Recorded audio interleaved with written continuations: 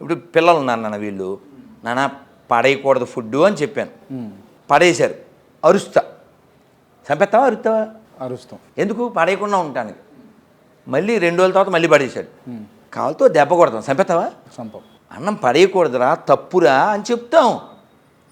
వీడు నమ్మాలని చెప్పాడు. క్రాంతి నమ్మడు, యేసుని. చందు నమ్మడు, మళ్ళీ నమ్మడు, శివశంకర్ నమ్మడు, ఆవిడ నమ్మదు, వాడు నమ్మడు, నేను నమ్మను. ఇప్పుడు ఎక్కడికి వెళ్తాం మనం?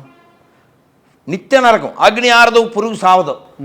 వాడు గాడ్ ఎలా అయ్యాడంటున్నా భగవద్గీతలో. సో అందుకోసమే ఇవన్నీ అంశాలు ఉన్నాయి కాబట్టి వ్యతిరేకిస్తున్నాము అని. దుర్మార్గం కదా. వాడు ఏమంటాడు? మాది మతం కాదు మార్గం. అవును, నీ దుర్మార్గం, నీతి లేని మార్గం, మానవత్వం లేని మార్గం. వాడు ఎవడో నా దగ్గరికి వచ్చాడు. ఏం పేరు తెలుసా? ఏం పేరు? అర్జున్ జీసస్. తోక తగిలిచ్చాడు. Vasu Moses, Ravi Samuel. వీడు అసలు పేరేంటి? ఓన్లీ సర్టిఫికెట్లో అర్జును, రవి, వాసు. వీడు గొర్రె అని తెలియడానికి చివరి తోక. పోనీ సర్టిఫికెట్లు ఎడికిచ్చాడా? కాదు.